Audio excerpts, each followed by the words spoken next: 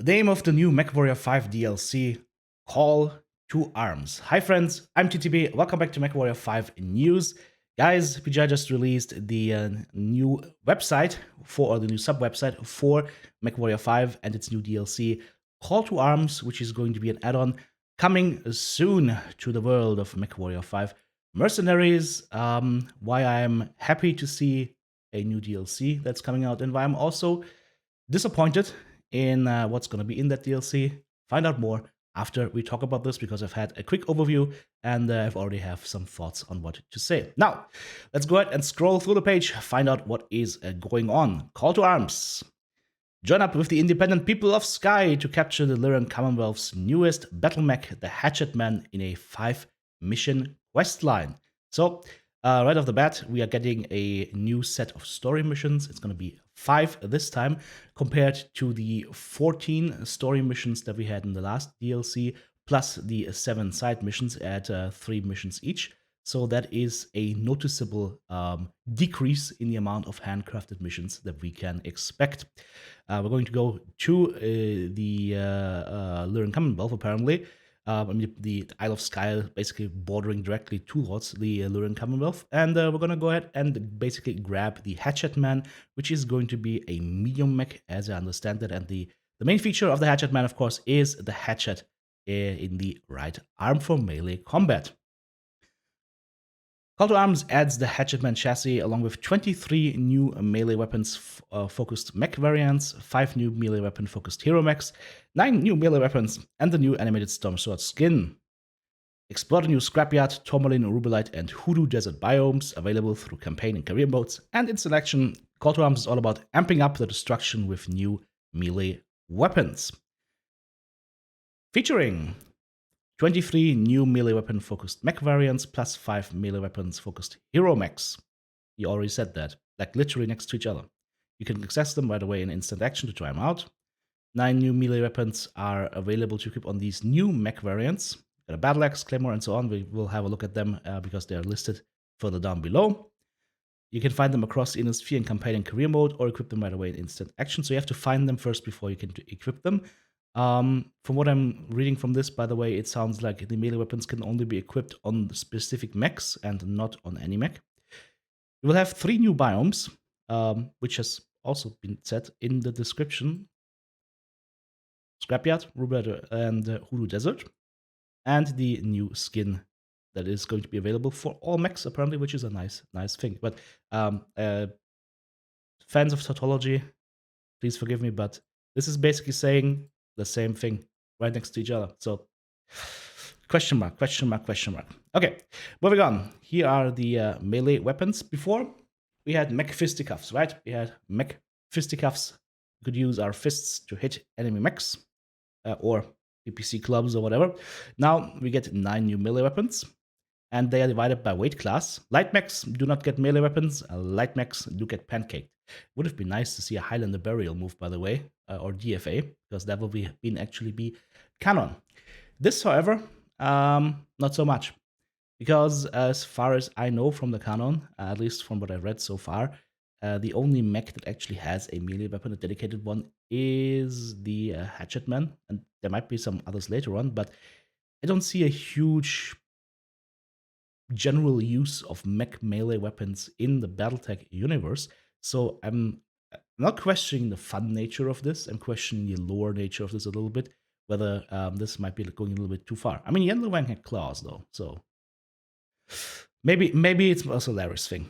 Okay, so medium mechs get the hatchet, the claw, and the mace. I wonder if these will have different stats, by the way. Heavy mechs get the axe, a trench blade, which looks more like spiked knuckles to me, actually, and the longsword. Can we actually click on this? Okay, we can click on all this. Perfect. So here is the hatchet, just a tiny hatchet. Here is the claw. This is predestined for Yenlowang. And here is the mace. Then we have the axe right here for the heavy mechs. This is called the trench blade, but to me this looks like spiked knuckles. Definitely not a trench blade. Or maybe it's like the grip of a trench blade. And here we have the longsword, which is oddly shaped like one of those Bronze Age swords, like these old Bronze Age swords that you see on display in museums, like no crossguard and this like somewhat leafy shape. Yep. And then we have the assault class. We have the katana. Beautiful. It's a very cyberpunky katana. We have the battle axe, which is two-sided. For no reason whatsoever, because I can guarantee you this side is not gonna hit anything ever. It's me nitpicking, but you know, I like to look at the aesthetics, but also I like to look at the sense of things. And then we have the Claymore sword, which is gonna be a big sword. For some reason, the Claymore has a structural weakness. Guys, I like swords. If I see weird swords, I'm gonna point out what's weird. It has a structural weakness in the tip because there's like a hole in the tip to make sure that the edges break off as easily as possible. And the crossguards on a claymore, guys, are not shaped like this. The crossguards on a claymore go up like this. So I don't have any problems with the sword itself, but if you call it claymore, these crossguards need to slant upwards a little bit, like at a 30-degree angle, like this and this. All right? Okay, moving on. 3 new biomes. Face your foes in 3 new biomes with 3 unique environments and backdrops for you to further your exploits throughout the inner sphere, all in campaign, career, and instant action. You know what? No issues with 3 new biomes. Really nice. It's going to be really cool to get out there and see new biomes. And from what I've seen from the screenshots, they look pretty nice. So the first thing is Scrapyard. The title reads, an endless wasteland of wreckage and rust. Battle your way through the remains of long-dead ships, massive monuments to centuries of warfare, sudden electrical storms, and blinding scrap tempests. So there is some weather there, if that is correct. That has actually some effect on your visibility. So that's going to be nice. And Scrapyard biome, we've seen that before in one of the Legend of the Kestrel Lancer missions, I believe. But this is going to be cool. Then we get Tourmaline or Rubelite. I don't know why it's like a double term for it. The dark, unforgiving terrain contrasts sharply with the crystals that dot the landscape and the colossal jagged peaks of dark red Rubelite that reach for the skies. I mean, this is very outlandish, like a crystal planet, but I like this kind of design. Maybe some fog in there, but I mean, this just looks cool, especially at night. This looks pretty cool. And then we get the Hoodoo Desert. So it's all very like wastelandy. Wind-blown plateaus and towering rock spires in every direction explore this horizontal landscape when the winds whisper their warnings of possible dangers around every turn. Warning, incoming missile. What? So this looks to me like probably the most elaborate so far out of these. And I'm saying this just because I'm looking at those rock formations and they look gorgeous. Like if you go for like windswept desert, this is spot on. Like whoever made this looks spot on. This looks like wind erosion. I love it. Pretty cool. Pretty cool. So 3 new biomes will give us a little bit more variety. I like that. Okay, now we get to the new mechs. 28 melee variants and a new skin. So we get 23 mechs and 5 hero mechs. I'm going to dig up information that is available, if any, about these hero mechs and make another video about that. So the 5 hero mechs are going to be the Highlander RS, the Hatapotochi ON, Black Knight KNT2, the Centurion Yenlo Wang 2, I believe, and then the Quick Draw SC. So what are these mechs? I'm going to look them up and see if I can find up anything in terms of hideouts. Yes, I'm going to try and seek where they hide, and then I'm going to talk about hardpoints. There we go. And weapon systems. Then on top of that, we also get a new skin. It's called the Storm Surge skin, and that looks pretty awesome. Like, that looks pretty awesome. It doesn't matter if it's practical or not. It looks pretty awesome, right? That looks cool. An animated skin, quite nice. And the melee weapons, they also look pretty cool. Like, you cannot dispute the coolness factor of it. I'm just disputing like whether this is going to fit within the game, both lore-wise to an extent, but also gameplay-wise, because we all know the issues that you can have with the gameplay's AI and the enemy AI focusing everything, and I don't think you're gonna have a good time if you just run the enemy and start hacking away. I mean, you will have a good time for a couple of minutes and then your mech's dead. Maybe that's why there's another function coming up further down below. We'll talk about that. But so we talked about the hero mechs that we get. Once again, you get a new hero mech Black Knight, a Centurion, a Hatamotochi, a Highlander, and a Quick Draw. And following up that is going to be a bunch of standard mechs. Unfortunately, they are not grouped up by weight class. So let's see what we get. We get a new Marauder, a new Archer, new Assassin, new Atlas, the Atlas 7P, new Banshee, new Battlemaster, new Black Knight, new Cataphract, new Centurion, new Charger, new Cyclops, the 10P, that should be the Rocket Cyclops, if I'm not completely mistaken, or Missile Cyclops, Grasshopper 5M, Griffin 1P, Hatamotochi 26P, Highlander 733 PP, the Hunchback 4 HP, Kintaro 18P, Phoenix Hawk 1P, Quick Draw 5P, Shadow Hawk 1P, Trench Bucket, the Trebuchet 5P, the Victor 9P, the Vindicator 9P, and the Wolverine 6P. So these will all have just different potential weapon configurations. And then moving on, this is what everybody else gets that does not buy the new DLC. Free game updates, flexible mission tonnage. You can now deploy lances that exceed the max tonnage limit at the cost of C-bills. Really good. Before, you need a mod for that, and paying extra to drop more tons. Sure, why not? I think this is a good change. You can go over the limit if you want to. It's just going to cost you a little bit more. Switch mechs upon death. Yes, this is a good change.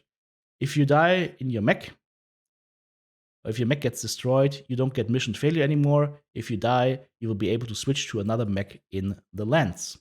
Remember what I said about how viable melee combat is and how much you might get targeted and focus fired by the Red Lance AI or by the enemy AI? Well, if you get destroyed, at least you can jump back into a different mech now and keep playing the mission. So we've had a couple of times where we just barely gotten to the end of the mission and one more shot would have killed us, or some really, really big fights where we just died at the end with like one enemy remaining. So this is a really, really good change. Nicely done, PGI. Instant action and variant control. You can customize the experience to suit your preferences and challenge level. I mean, okay, if you're playing instant action in Mechwarrior 5, this is going to be a welcome change. For me, personally, I don't care because I don't play instant action on this game. I play campaigns and that's it. And I would love to know if you guys really enjoy instant action. Let me know. Upgrade star map, an overhaul of the star map to better represent all the intel a mercenary needs. Without further details on what that's going to be, I'm thinking this is probably going to be like them incorporating something like star map mouse over as MMO, which was a very popular mod for Mechwarrior 5 Mercenaries, where you just mouse over a star system and you immediately see like which kind of operations or which kinds of missions are available, so you don't have to travel there and find out yourself. Upgraded contract screen, an overhaul of the contract screen, making negotiation more prominent. Well, more prominent, but does this mean that the negotiation itself is going to be better, more interesting? No, it just looks like it's going to be bigger. At least that's what I can read from this so far. Call to arms, be your own weapon of war, coming soon. With the titular Hatchetman being on there. If you go to the purchase link, it's going to lead you nowhere. It's just leading to the previous DLCs and the Mechwarrior 5 purchase pages. I like that arm coming out of the fire, just reaching for the Hatchetman. And the armor being blown off over there. It looks like a Gauss slug hit almost, right? I like those little details, like green mech coolant leaking. I mean, art-wise, it's on point. Like, no discussion whatsoever. Okay, so what do we think? What do I think after reading this summary? Because you guys always want to hear my thoughts. Like, TDB, what about the new DLC? Well, here's the thing.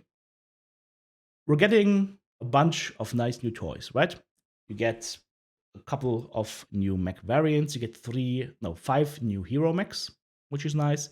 You get a total of 23 normal mechs, 5 hero mechs. You get 9 melee weapons.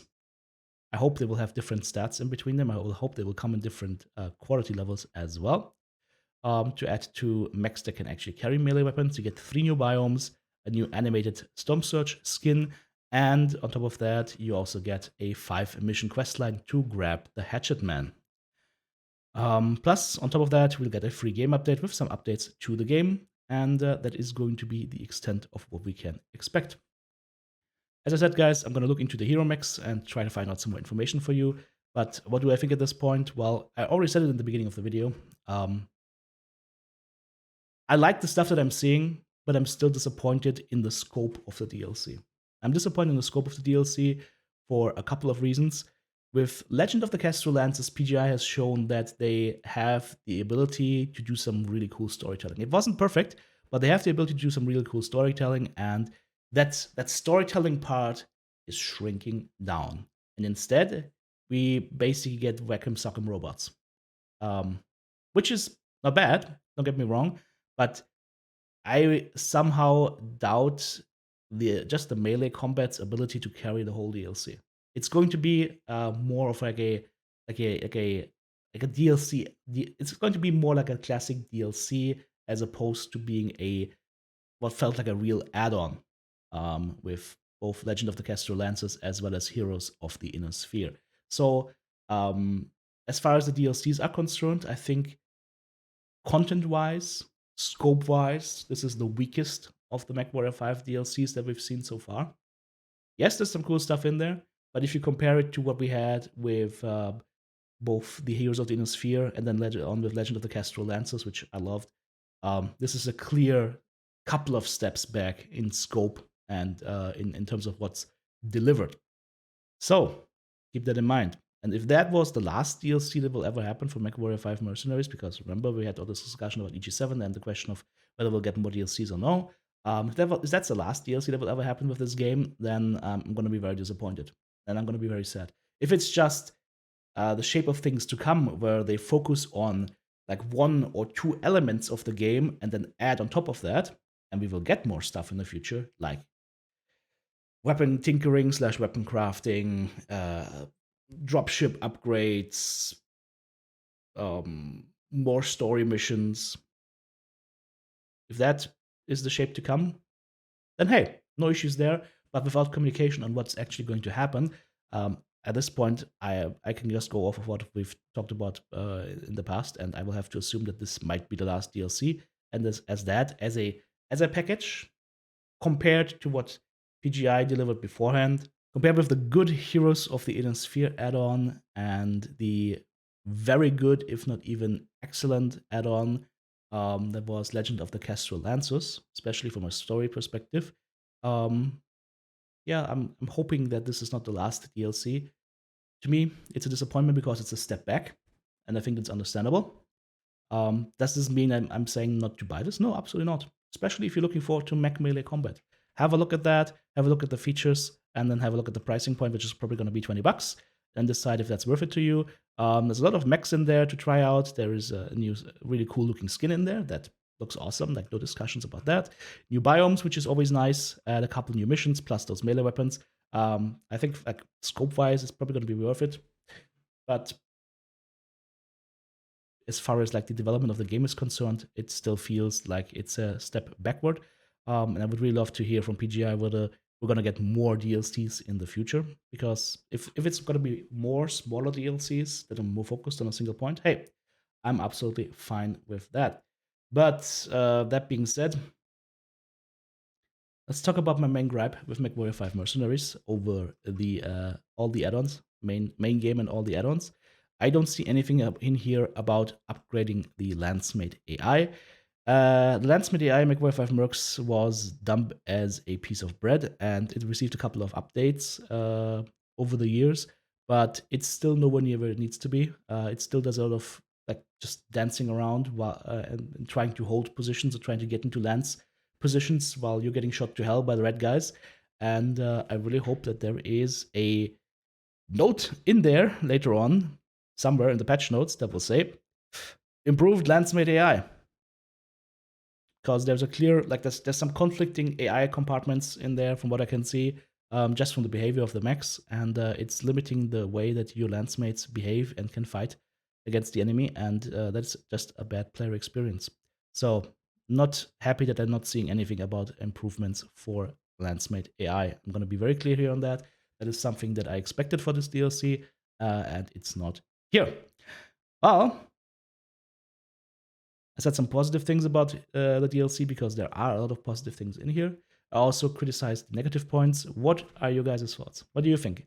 Is my criticism warranted? Am I being too critical here? Let me know in the video comments below. This has been TTB. I'll keep you updated on Mechwarrior 5, and I will see you soon. Or maybe on a live stream, twitch.tv/therealttb. Hop on there. We're playing big stompy robots right now. I'll see you there.